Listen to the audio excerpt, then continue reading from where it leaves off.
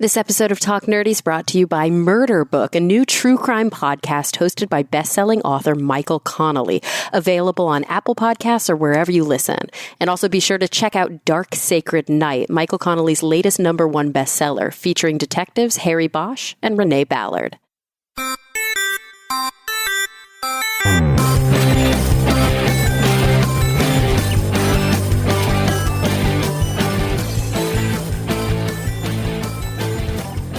Hey everyone, welcome to Talk Nerdy. Today is Monday, January 21st, and I'm your host, Cara Santa Maria. I'm actually recording this intro from under my blanket in a hotel room in Santa Barbara. I'm here for a week of school because I go to a university that's got a kind of distributed learning model.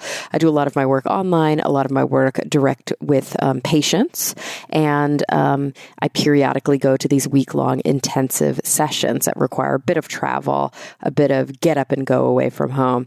Doing it right now, but I'm double dutying and recording this late at night.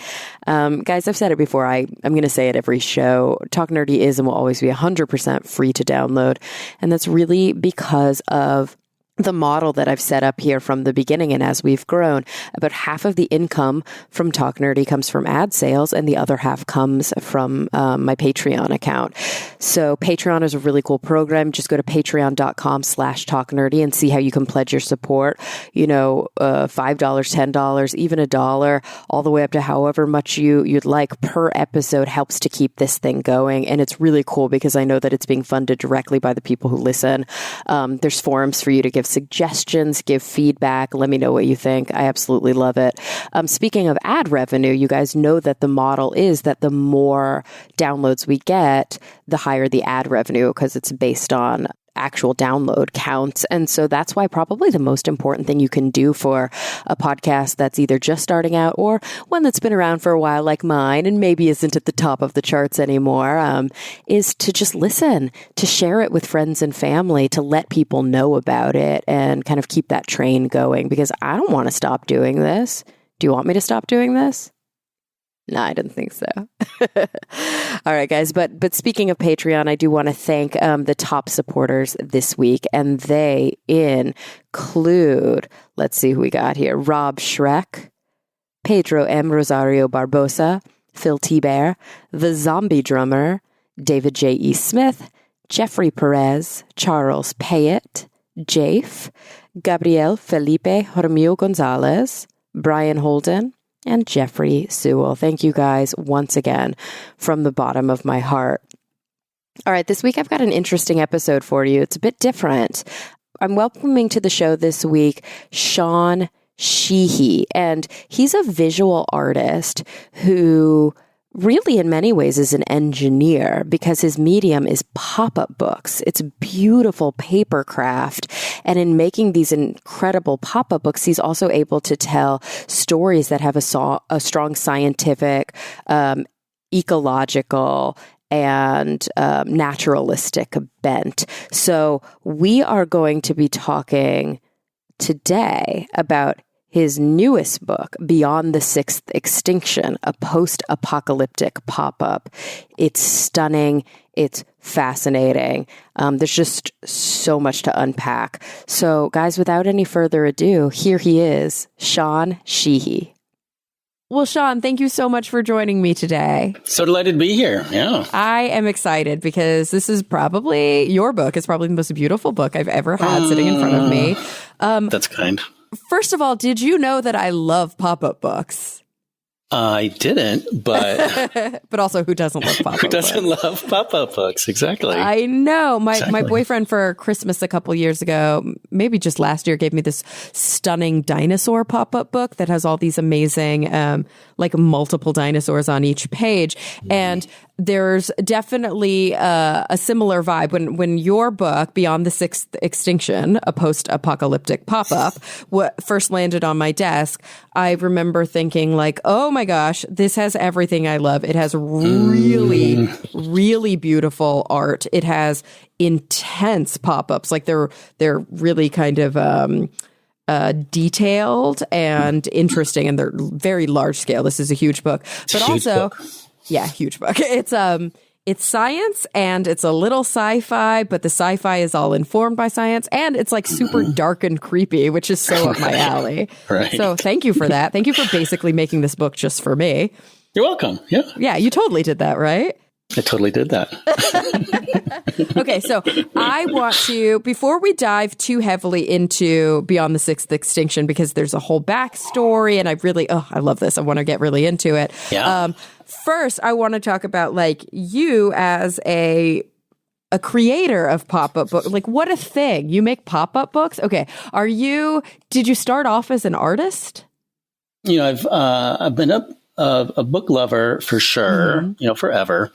And definitely one of those young people that wasn't terribly targeted in their professional aspirations. Sure.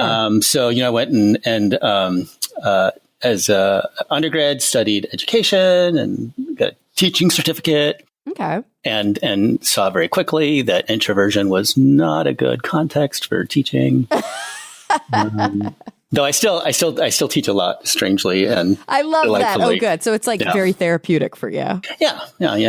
Nice. And definitely have always sort of had visual interests, and I don't know, 20 years ago or something, was thinking about this question and reflecting on my parents, my dad, who makes furniture.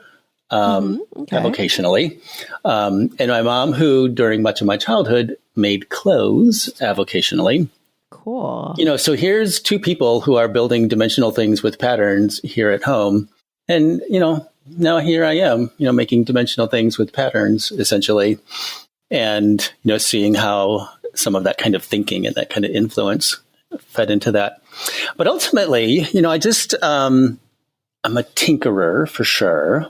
And went back to school after I decided that first graders were not my life, and I wanted to go into a visual arts program, and because I already had a bachelor's degree, I didn't want to redo another bachelor's degree, so I went to this amazing technical school in Madison, Wisconsin, and got a graphic design commercial art degree, and as a capstone project in that program, it was very open-ended. And basically, I made a pop-up book as a solution to a problem, a graphic design problem.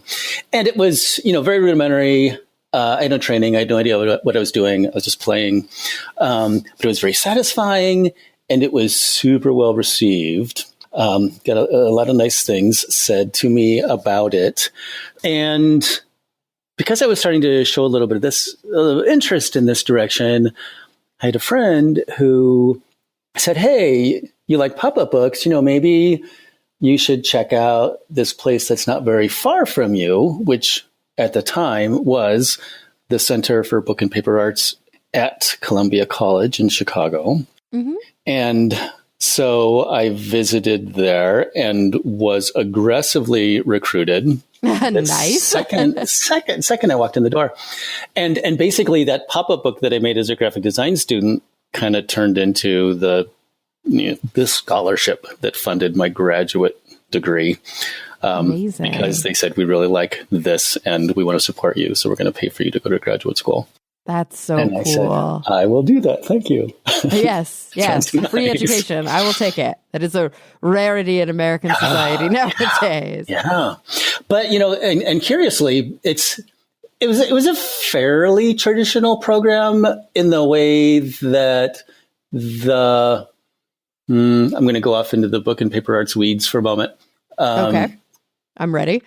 Lots of people who go to grad school already have studied something, printmaking, for example. And so going to grad school as a printmaker, they already have foundational skills under their belt, and they're going to grad school to experiment and, create and network and all of those lovely things. But nobody in this grad program walked in with studio skills under their belt already. So, we're taking classes in papermaking, not ever having made paper before, similarly with bookbinding, similarly with letterpress printing. So the program was very heavy in those things. And that's what I spent my time doing, and it was great.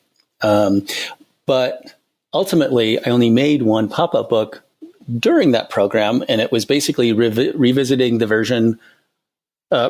book that I made as a design student, but sort of doing it right. Gotcha. And what was the kind of focus or the content of that book? So as you will find out as we continue to talk, all of my books kind of circulate in similar areas. Mm-hmm. They're very ecologically grounded, and I'm interested in systems. Okay. So much like Beyond the Sixth Extinction is a study of the system, and the creatures that are in the system. It was the same with that book, though it was called Counting on the Marsh. And it was sweet and lovely, where Sixth Extinction is not. and it was a counting book. It was a bedtime book, kind of hitting hard, from my education training, all of these concept book tropes. So Counting on the Marsh, inspired by living in Madison, as I mentioned earlier, and this tiny little marsh on the north side of town there had some interesting microsystems within it that were being impacted by burgeoning Midwestern deer herds. And so there was conversation about culling that herd to protect the microsystem. And I don't know if you've ever visited Madison, but it's a pretty granola town.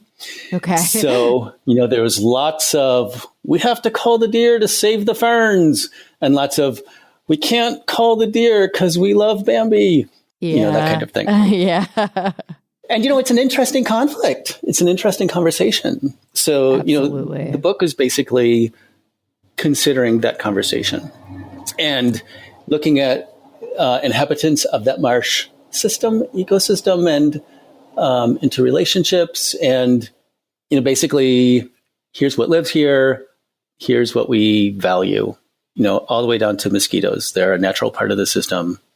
Let's give a shout out for mosquitoes as inhabitants. I can't help but you're going to be so offended by what I'm about to say. Well, maybe you will. Maybe you'll find the humor in it. But when I hear you mentioning the marsh, all I can think of is that movie, one of my actual favorite comic movies of all time, I Heart Huckabees. Did you ever see that movie? No. Oh my gosh, you have to see it with Jason Schwartzman. And there's it's about a guy who visits existential detectives. It kind of takes the piss out of deep philosophical thought. It's really funny, but there's a whole conflict where a big corporation is trying to clear the marsh to build a new superstore, and he writes poetry to save the marsh, and it's very funny. So I highly recommend it. The Huckabees. I Heart Huckabees. I Heart Huckabees. I Heart Huckabees. Yeah. It's on the list. That's funny. Great. Anyway, so I love that. I love that you were able to kind of utilize. I always love when I listen to people's stories, especially where they take a meandering path to find their sort of true calling, to find what they love, where they can't help but utilize and implement the skills that they learned along the way. And in all of those things, it's so funny when people tell me, oh, I wasted, X years of my life on this one thing that I ended up not doing for a living. And it's no, it informed what you do for a living. Absolutely. And so even your kind of graduate project there was informed by teaching littles. And I love that. Yeah. And very clearly with this latest project, that's still solidly in my head, communicating to young people and figuring out effective ways to do that. And, thinking about what they need to hear, what I really want to say to them. Yeah. Yeah. And so I think that that's a good entree into what they do need to hear. This book, it's whimsical and it's absolutely beautiful, but there is a very dark underbelly to it, which I think is important to talk about. So obviously in the title, it's called Beyond the Sixth Extinction, a Post-Apocalyptic Pop-Up. We are in, many people would argue either, I think there are a lot of kind of I guess, academic arguments about how deep into the sixth extinction we have trodden. But of course, it's almost universally agreed that the sixth extinction is kind of nigh within the Anthropocene. We're looking at background rates of extinction in certain species, like certain amphibians, certain frog species, 30,000 times the background rate of extinction. Like, come on. Mm-hmm. It's rough. It's super interesting too. I know you mentioned the Colbert book. Yeah. One of those podcasts of yours that I listened to recently. And it might be in her book. I don't remember. But someone also was speculating about kind of establishing the go point. And whoever it was, wouldn't it be great if I could remember? Well, it may have been her. I mean, hers really is kind of I don't want to say the defining book, but it's very readable, and it really dives into this topic in a lot of depth. Yeah. And, thinking about the idea of when early humans, even first started their diaspora out of Africa, that, the decimation of megafauna was in their wake.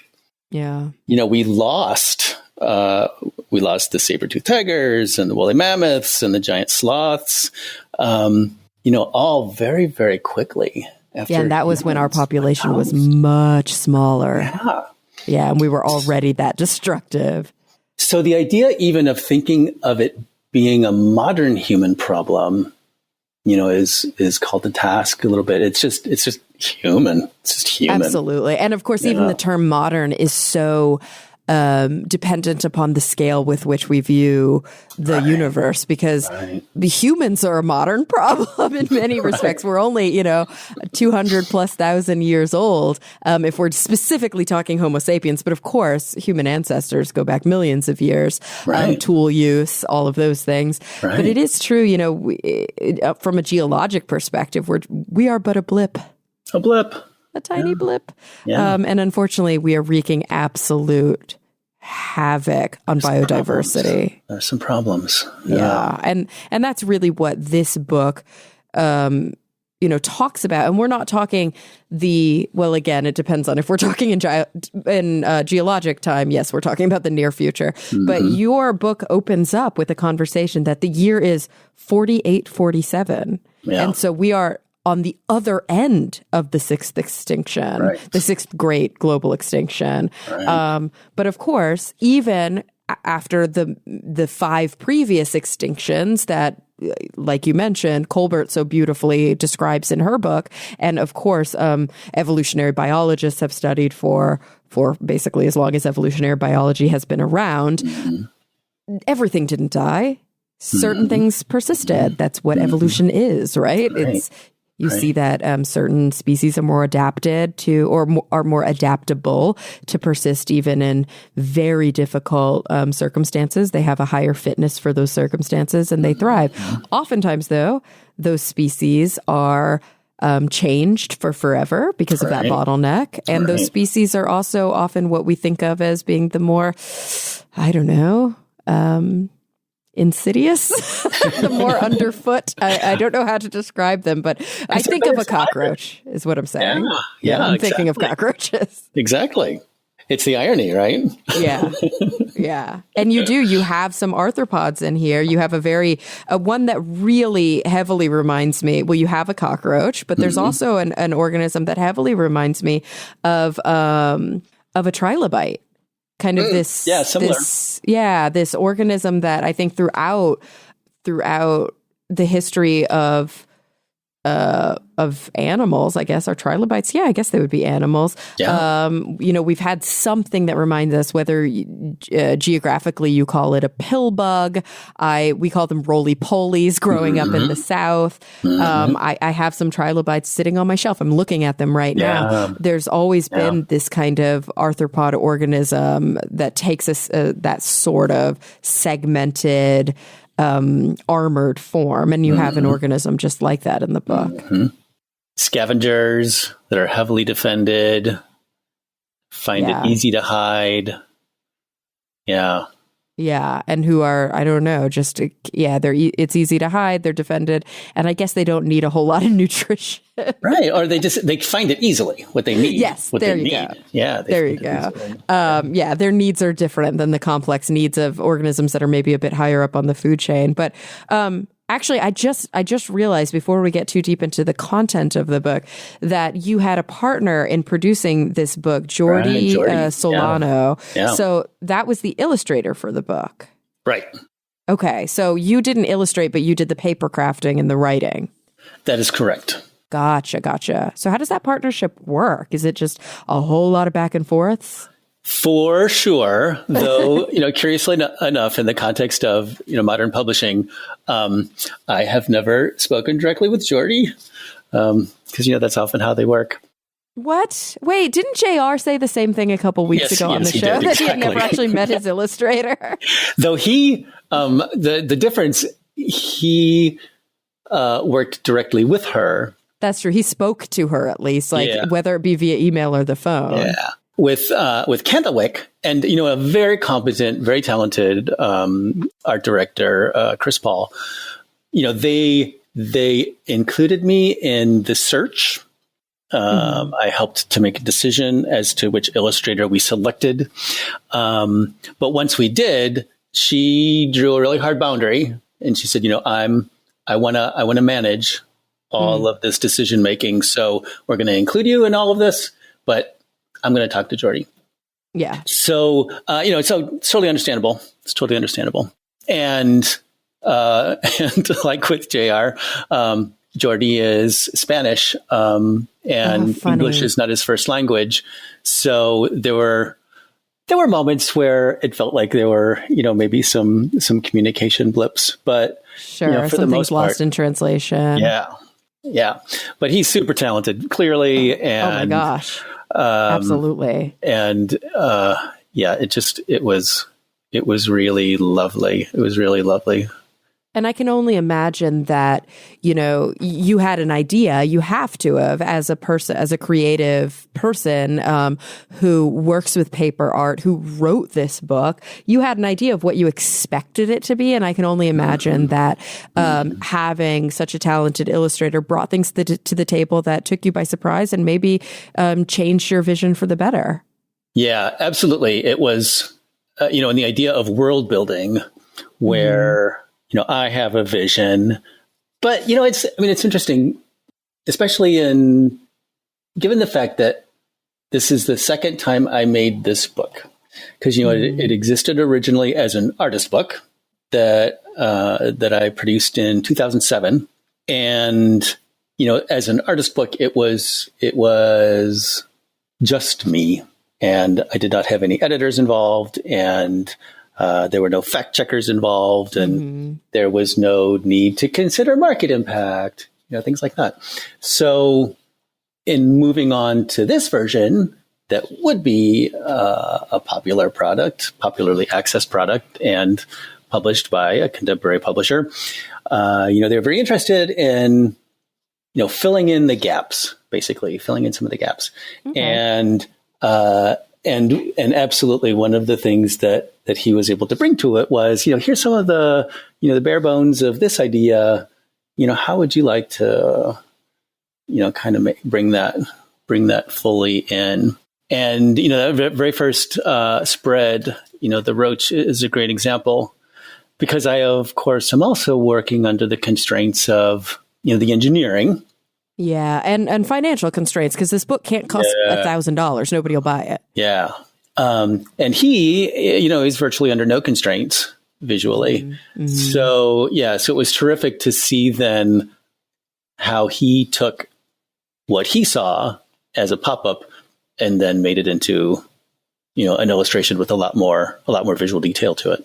Yeah, so you mentioned that because, of course, we'll get back to the story and the concept, but you use the Rex roach as an example. The book is full of these organisms that thrive post the Sixth Extinction, and they're all very, wonderfully researched. And I mean, this is a very kind of science-informed science fiction story, but each spread has or each organism has 2 pages dedicated to them. The beautiful constructed paper pop-up with a little flap on the side that gives you kind of the important stats, but then also a story page that looks, that's a flat page that looks like maybe, I don't know what Jordy's approach was, watercolor, maybe some sort of mix of digital imagery and watercolor. It's hard to say. It's a mix.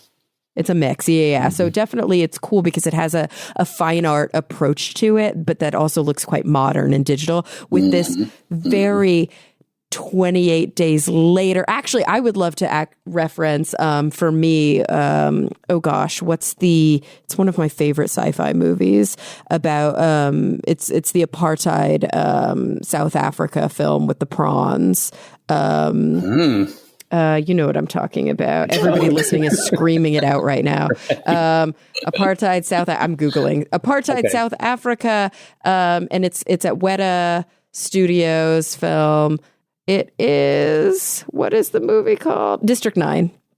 It has a very District 9 vibe to it. Gotcha. That's where my head goes. Like this kind of crusty shanty town, dark, kind of emerging from the ashes vibe. That's beautiful in its darkness, and of course that really speaks to me because I don't know. I'm really attracted to those kinds of things, and even the way that you introduce the book is this kind of, for immediate distribution to the regional survey team leaders, from the chief scientist and regional director. This is a field guide to the creatures that you're going to encounter when you go on this mission in the district of, do you pronounce it Kago or Kago? Kago, because it's, a chunk of Chicago. Ah, yes, that makes sense. Yes, this is post-apocalyptic Chicago. That's so funny. I didn't even put that together. And it's like you're going to come across these creatures that have, rapidly evolved. Because what happened? What was the end of the Sixth Extinction? Was there a large event, or is this all just anthropocentric or anthropogenic change? Yeah, and just drifted to its natural end. Gosh. So this is all just environmental catastrophe. All just environmental catastrophe. Gosh, massive climate change, massive habitat loss, and just a lack of biodiversity because of that. Oh, so you're like, what is actually potentially going to happen if we don't get some, regulation in place and we don't all band together to make some really intense changes? It is a cautionary tale. It's true. Oh my gosh. And do you feel like you took that cautionary tale to an extreme, or did you feel like, nope, I actually kind of tried to look at exactly what could happen with no changes? Yeah. That question asks about people. And original version absolutely did not have any human reference whatsoever. And in fact, in my head, our chief scientist who writes this memo in the introduction, his name is Willick Muraday, which is also now the scientists in your crowd are going to scream at me. It's part of the nomenclature for rodents. Oh, cool. Except it's AE, not AY. I love that. So he's, in my head, he's an evolved and intelligent rat who is writing this memo. Yeah. But Kennewick was a little leery about being super grim about this. And there still are essentially virtually no human references. There is in the Rex Roach spread, but that's about it. So the idea of the planet kind of needing a break from humans in order to bounce back is kind of part of the thinking here for sure. But I'm an optimist, and I don't think that that's necessarily the way it's all going to shake out, but it does feel like there might be a few grim years in there when everything is kind of getting itself all sorted out. For sure. And I mean, I do understand the reference, for example, in the Rex Roach spread where you have the, lethal dose of radiation and you compare different organisms and you've got a human being there. And in my view, obviously this Anthropocene extinction, I mean, by virtue of its very name, Anthropocene, right. This is a human-induced change. We're already well on our way. We're seeing organisms, left and right that we're losing. We can directly tie that to human-induced climate change, habitat loss, all of that stuff, pollution, things like that. Here's the scary thing. There's no real reason to believe that humans will be heavily affected by this, at least not in any great numbers. Obviously, we're going to see people dying in coastal cities. Obviously, we're going to see massive climate refugee status of a lot of, poorer individuals, which is the sad truth, is that kind of those with the least resources are the most heavily affected by the actions of those with the most resources. But that said, as a tool building, technology building species, we can buffer ourselves from this in a totally different way than the organisms can. Right. And so we could just continue, even as everything around us is literally dropping dead. With the exception maybe of Miami. Yes, exactly. Or maybe LA. We may be in the ocean soon. But you're right. I mean, there are definitely places on the planet where we're just going to lose land mass. And there are people who will die. I mean, there are people who are already dying. Yet there are always going to be people who can wall themselves off and who can create new ways to feed ourselves and create new ways to persist in the face of this. And the hope is just that we learn that that's not the way to continue. All right, guys, I want to take a quick break from the show to thank the sponsor of this week's episode, Murder Book, the new true crime podcast hosted by best-selling author Michael Connelly. Now, guys, Michael Connelly is returning to his roots as a journalist. You've read his work. I mean, I think you have. I have, definitely. And you've seen the hit television show Bosch, which was informed by many of his novels. But this new podcast, Murder Book, actually explores some of these real homicide cases that are usually not covered in mainstream media. He actually had the chance to work with the detectives who, helped him write his novels. And that's why they're so rich and kind of so true to reality. He's also got a new book right now, Dark Sacred Night. It's his latest #1 bestseller, and it features the detectives Harry Bosch and Renee Ballard. You can find Dark Sacred Night wherever books are sold. I think it is just excellent. He really is so incredible with his character development and with drawing you into the story. It's we talk about modern page turners, and this is absolutely one of them. So, guys, I highly, highly recommend it. So you got to be sure to check out Michael Connelly's new Murder Book podcast on Apple Podcasts or wherever you get your podcasts. You can learn more about it by going to murderbookpodcast.com. But also check out Dark Sacred Night anywhere books are sold.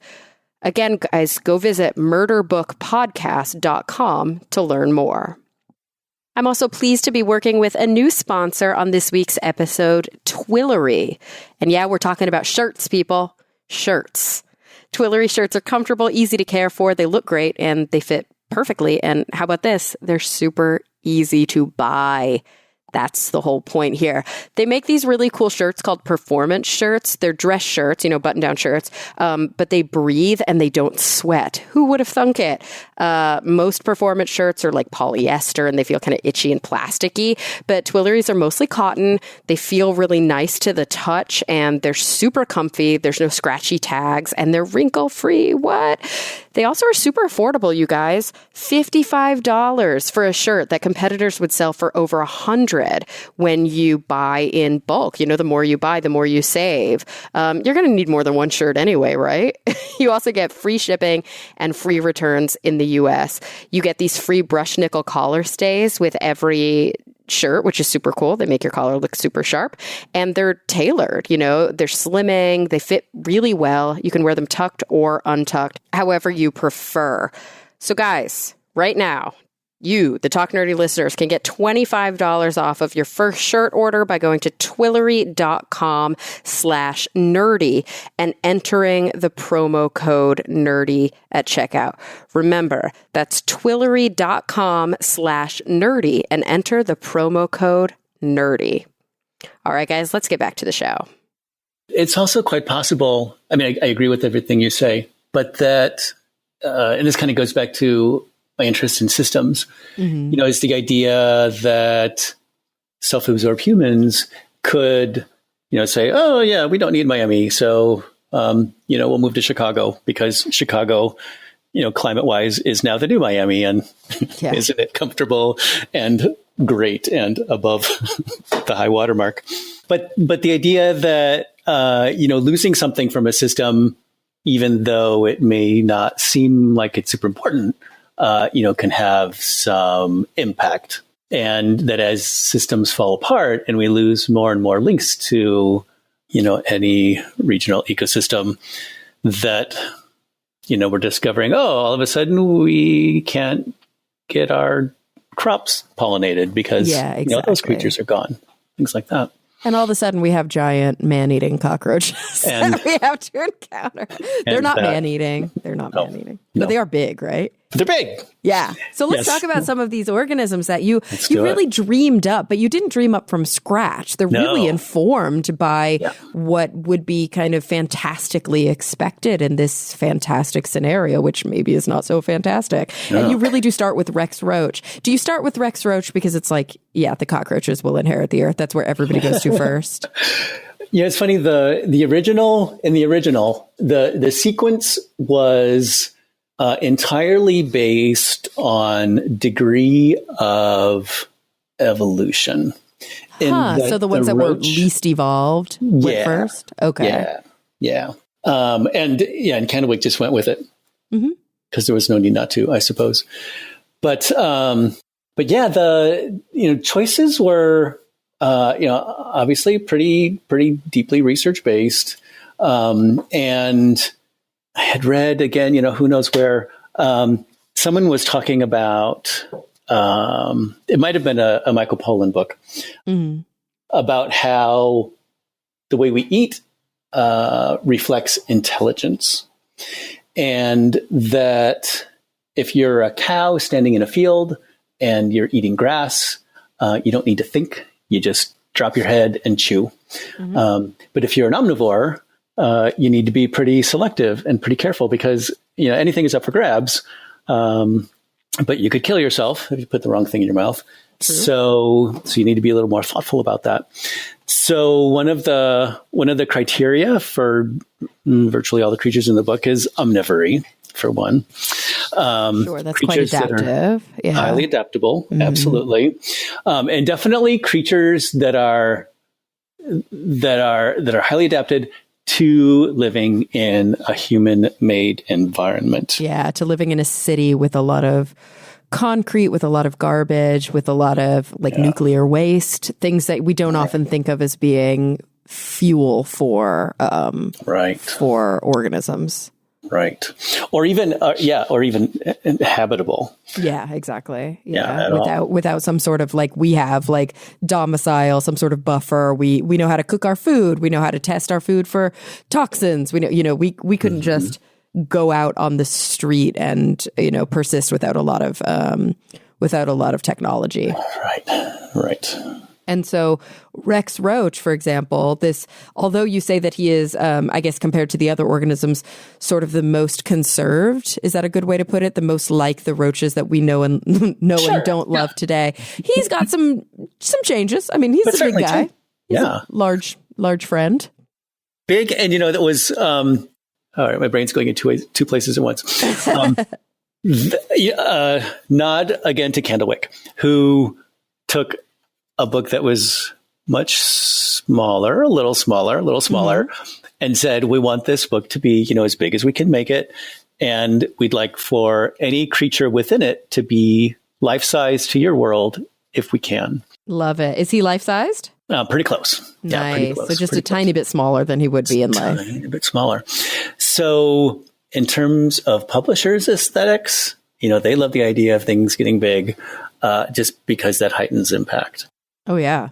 But, in playing with evolutionary principle and again, going back into the research notes and noticing that, one of the reasons that bugs don't get bigger than they do is that they don't have lungs, and they have to absorb oxygen through exoskeleton.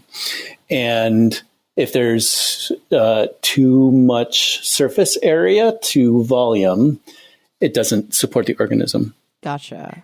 So evolving this thing and getting it big enough, that it gets these muscles. And then I go a little bit on a deep dive of the enlarged musculature of this roach that helps to get, the oxygen moving to the inside and supporting that larger size. It all kind of goes back and it goes into that play then. I love that. And he even has kind of like a panting behavior that you described to help increase that oxygen absorption. Yeah. And he metabolizes radioactive isotopes, which is quite helpful. Right. I mean, we need that.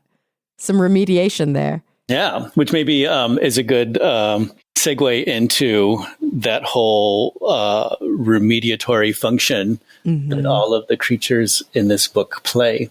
Yeah, of course, they never set out to play such a function, but we almost call it remediation from a very human perspective. They just call it living. Right. Yeah. Adapting to the resources that are available. Yeah. They just happen to be things that don't usually support life. Right. Oh, God. Plastic. Yeah. Yeah. But it was, it was, definitely there were two layers to that. And one was me soaking my head in this material for years at a time and wanting to find a way to, find hope and optimism in this scenario. But also, wanting to, again, sort of communicate that idea that if humans kind of step back and get out of the way, the systems know how to fix themselves.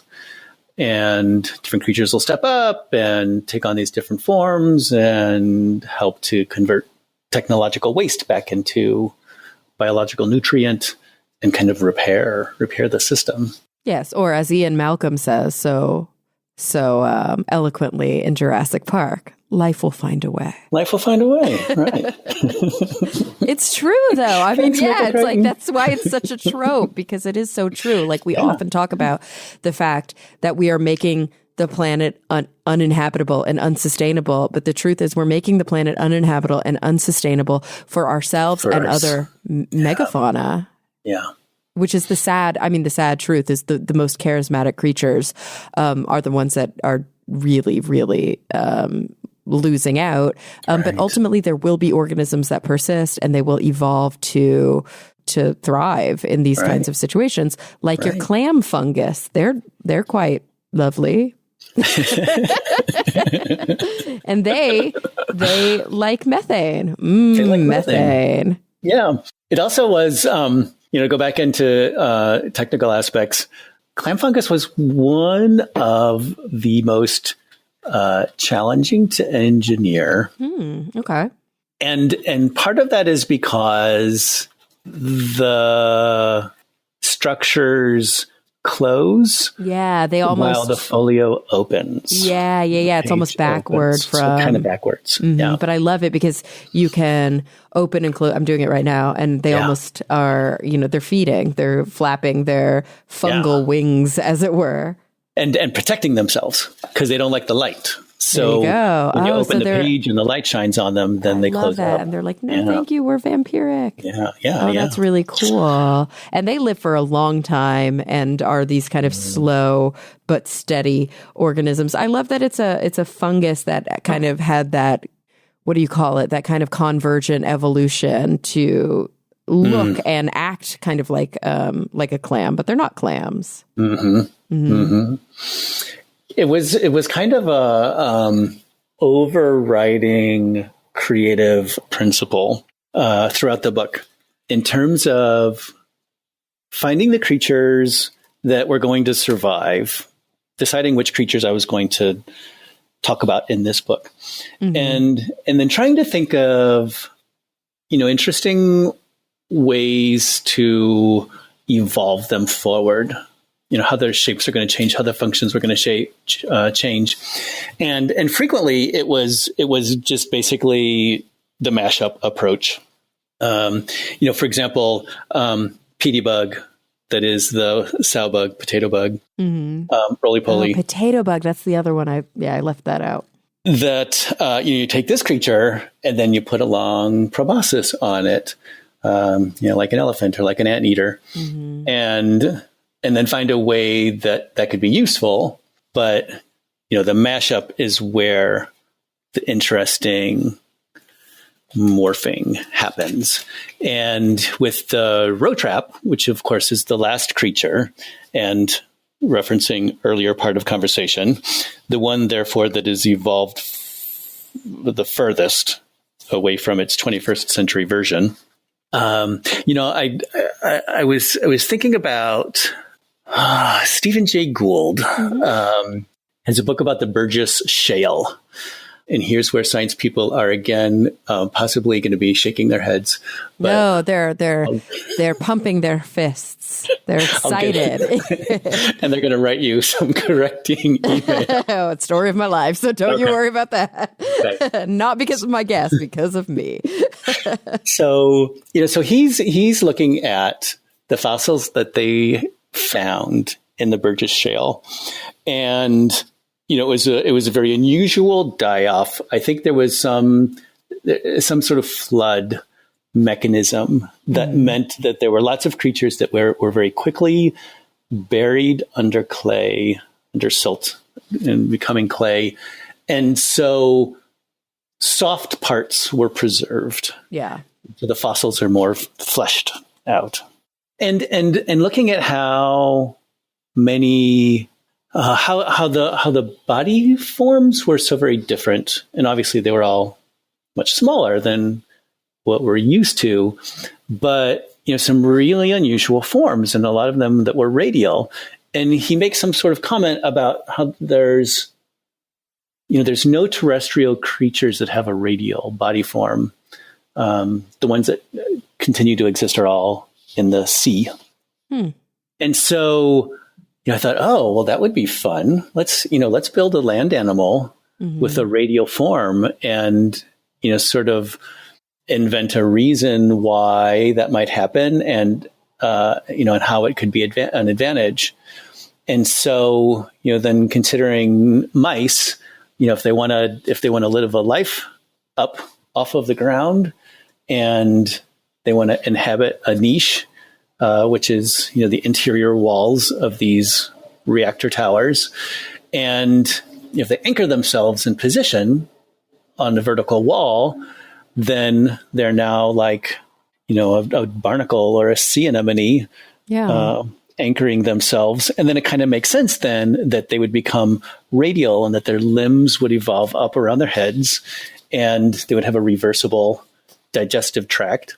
They're all sealed up on the backside, and it makes for something that's super creepy. So because it's also still furry. They have too, right? Which is so. This is your row trap. The row trap, the funnel spread. They're so creepy. I love them. Love them. And they're almost cute in pop-up form, and then you turn the page and you're like, ah! They're terrifying. This is horrifying. No, it's so cool. These, I have to say that I think one of my favorites, and maybe it's just because it's kind of cute at the same time that it's kind of creepy, is the pigeon. The brownfield pigeon, because when I first opened the page to see the pop-up, I was like, weird, it's 3-headed. And then I turned the page and learned, no, nothing that extreme happened, because that felt almost like too sci-fi to me. That wouldn't happen, a 3-headed pigeon. We have no reason to, no examples of that historically. And then I learned, no, it doesn't fly anymore. It doesn't use its wings. They're vestigial, and they're little pouches to carry its young. So those are its babies' heads. All right. That's so cool. And it's also a giant pigeon. And it's a giant pigeon. It's like an alpha predator pigeon, which is amazing. That's a giant, quick. Listener clarification. Oh, it's big. But big. It's big. Yeah. It's double the size of a normal pigeon. Double. So it's like a turkey pigeon. It's a turkey pigeon. Oh, God. That's so gross. Exactly. He's got some meaty legs on him, though.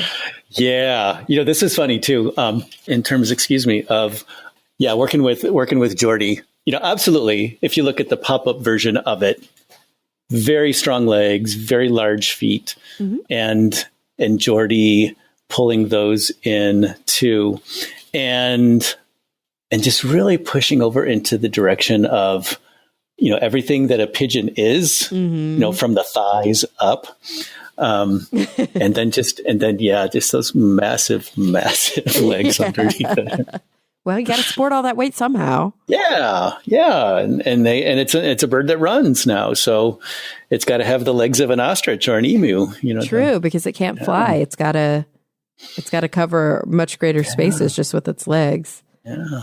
Oh, I love it. I mean, it's so creepy and dark, but then the thing that, I don't know, just really resonates with me is that each new page you turn and each conversation that, this is all one conversation, but each new topic that we cover makes me realize that this was not just like I'm going to dream up a weird creature and then backward make it work. I'm going to do a lot of research. Like, you're reading intense evolutionary biology books to be able to sort of justify, to be able to describe what could really happen in this post-apocalyptic world.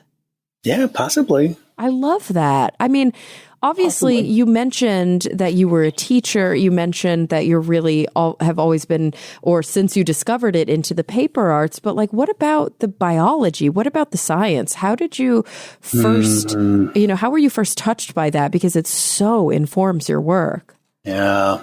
It's was definitely, kind of a outside kid and interested in things outside. I don't have any formal science training, and in fact tested out of college level biology. So, pretty much didn't study it after high school. But, one big sort of solidifying factor was that after I quit teaching, before I went to design school, I actually worked for the YMCA for a couple of years. And I was full-time staff, year-round staff at a resident YMCA. So, kids visited for summer camp during the summer, and then school groups visited during the school year. And I was essentially a docent and an educator. And kids would come, depending on grade level, to study different kinds of programs that we offered. So the fifth graders, I think it was the fifth graders who came to study earth sciences at camp. And, so spent a lot of time, stomping around in the woods with fifth graders and, talking about the way the world works. And, that was something that really, stayed in my head and solidly informs where I have gone since then. And obviously the science of that was, fifth grade level science, life sciences. And after that, it's absolutely just been things that I read to kind of keep me educated. But I'm a reader, so that's it's a happy deal. Yeah. How often do we get to really passionately read for our jobs?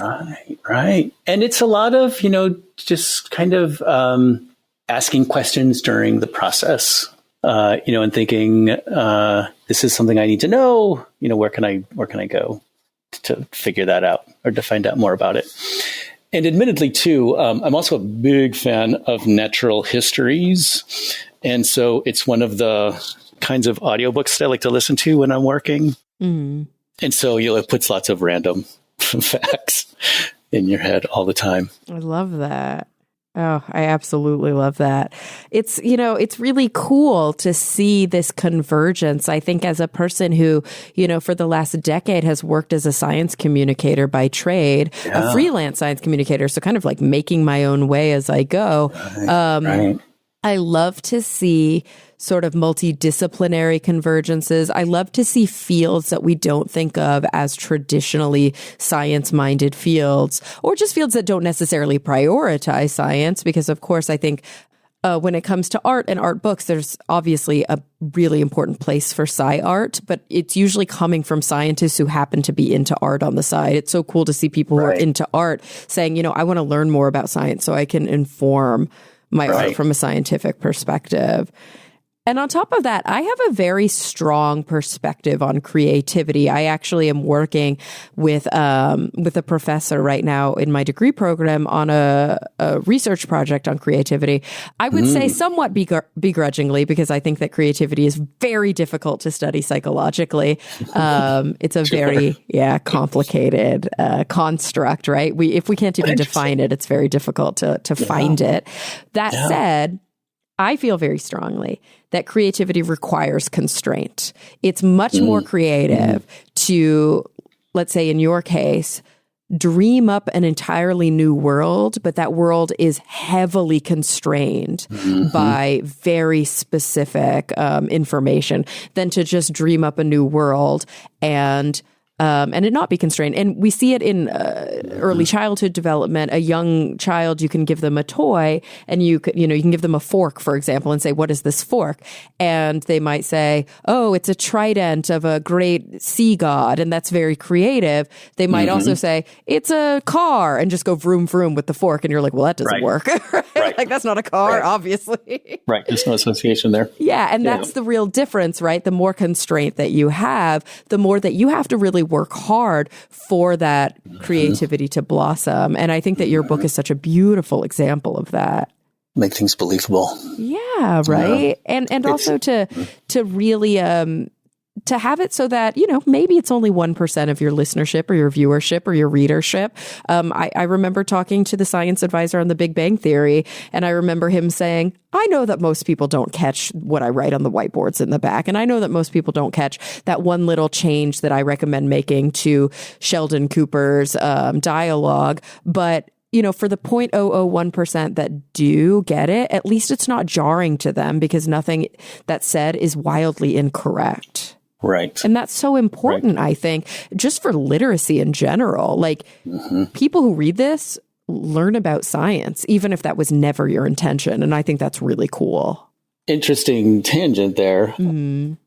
I would say I'm gonna wildly put a wild estimate on this, that close to half of the people that I have spoken to who just pick this up and just start browsing through it assume that they are looking at an actual field guide. Oh my God. And the response is, I had no idea that these creatures, and I'm like, oh, thank you. That's amazing and kind of horrifying. Kind of both. Kind of both. Like so flattering and such a compliment, but also like, wow, where is public science literacy right now? Right. Yeah, but it is, you know, like we said, those constraints, it is perfectly believable. It is not that crazy a thought that in not 100 years, but a few thousand, as you mentioned, you know, it's the year 4,847 for good reason. And that's speedy. That's pretty speedy evolution, but that's because those bottlenecks are really there. Those constraints are really there, that these things would really be taking over. But for somebody to say, oh gosh, I didn't realize that there were giant cockroaches. I guess they're just not in my neighborhood. That does worry me a little bit. Back to Miami. Right. Oh, man. Oh, gosh. I can't recommend this book enough. And I think that it's for anybody listening who is really science focused, which is probably the vast majority of my audience, but also just for people who, whether you have kids, whether you just really like to deck out your bookshelf, or whether you don't really collect very many books, but you're looking for something that's a little more whimsical, maybe something that's outside of your kind of standard area of interest. Like, go back to that place. You do not have to be a kid to like a pop-up book, and you definitely don't have to only like things that are kind of bright and cheery to appreciate these really beautiful, intricate paper arts. This is such a good, I think, conversation starter. And it's easy to read, right? It's short, it's condensed. You know, somebody who's sitting in you're having tea at your house, or that's such a weird bougie thing to say, but you put it on your coffee table, and like people who are just there, they'll be able to actually read it. Right. Because I'm not a science writer, right? Well, even if you were, I think that's actually a sign of a good science writer, is that you can get the point across in a very terse way, which is important. But also just to feel the paper, to see it, to see how it moves when you open and close the book. It's just really, I think, an achievement. That's where a lot of the fun is, for sure. Absolutely. Yeah. Well, Shawn, this has been such a great chat. Is there anything that you think we left out in talking about the book, about your work? I feel like we could keep talking for like an hour. So I want to make sure there was nothing on the tip of your tongue. We hit all the big points. Yeah. In terms of what the book is saying. You did write another trade pop-up book, though, didn't you? There's another book out that people can purchase if they want to see more of your work. But that one is a bit, it's a bit younger. It's totally cheerful. I love that. It's the opposite of this book. It is. I did that very strange Reddit AMA thing a couple of months ago. Okay. And I know you have experience with that. I saw that was on your feed somewhere too. Yep. And one of the questions is Welcome to the Neighborwood, which was my first commercial project. Buy it online now. Is that the precursor, to Beyond the Sixth Extinction? Oh, how funny. This is the pre-apocalyptic book. No, not intentionally. Not really, but it could be. I guess that's not an unreasonable thing to ask. Wow. But my sister, she's terrific. And she knows lots of kids who have babies, and this is her go-to baby shower gift. Oh, for sure. Neighborwood. I love that. Yeah, not Beyond the Sixth Extinction. They'd be like, what are you trying to say? Right. And I totally missed the baby shower market with my second book. Yes. Right.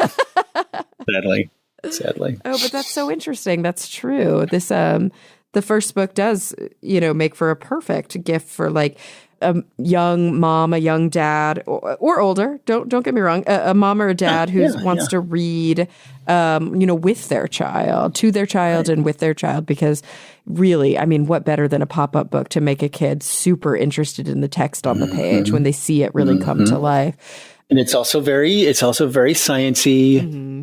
It's also very plain spoke, and it doesn't shy away from using some potent words, calcium. But it's sweet. Yeah, it's meant to be sweet. The absolute best review that I got, which I found on my Amazon page, was from a Texan. Nice.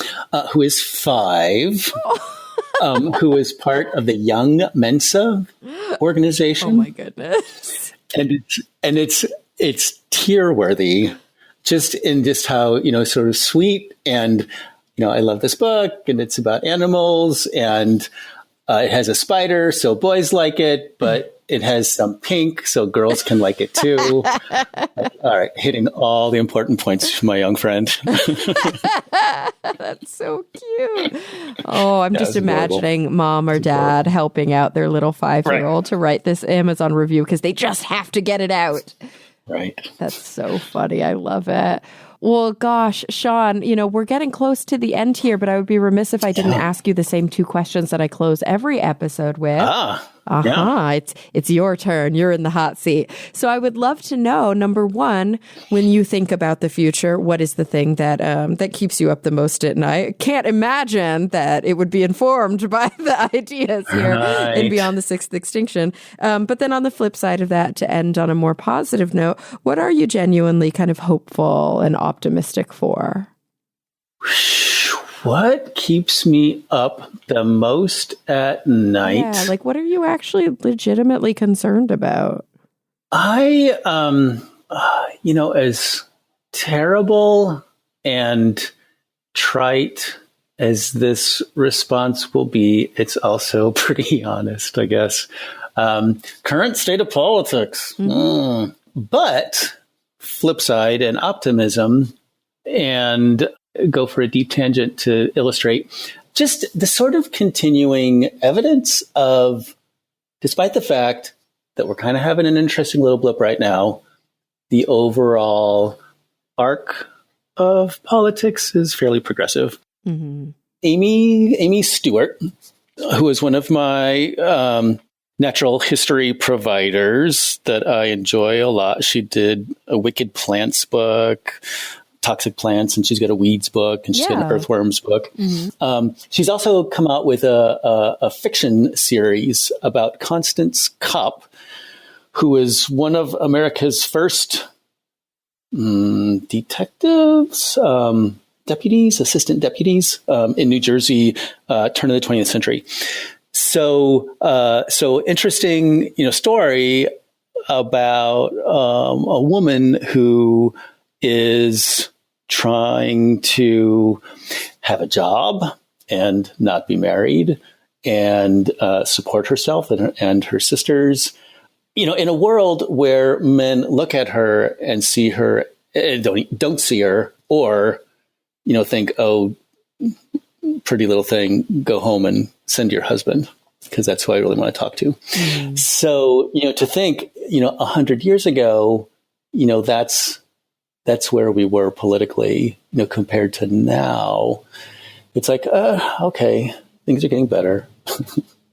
In the long arc, things are getting better. They really are. And I think that's important to remember for sure. Yeah. I think sometimes we do really forget that because in the moment, it can be quite overwhelming. There can feel like there's so much, and we can feel very small and very ineffectual. But I think one of the greatest things that we learn from scientists is to sometimes take a step back and to remember scale, and to remember, whether we're talking about evolutionary biology or geology or cosmology, that in the grand scheme of things, we are definitely trending in a direction that I think that we could probably be pretty proud of. Right. So there's the optimism to hold up against the grim tone of my book. Absolutely. But also, I wouldn't say the book is all grim. I would not. It's beautifully dark is how I would best describe it. Beautiful. Thank you. Yes, that's lovely. That's lovely. Shawn, this was such a wonderful chat. Much fun. Yeah, thank you so much for sharing this book with all of us, sharing this wonderful conversation about it. It really was informative and just fun. Yeah, have a good time. Absolutely. And everybody listening, thank you for coming back week after week. I'm really looking forward to the next time we all get together to talk nerdy.